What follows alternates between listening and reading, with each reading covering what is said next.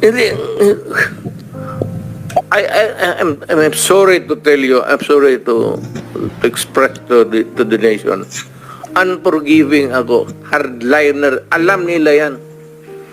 Pati pulis alam nila. They are not ready siguro to talk about it.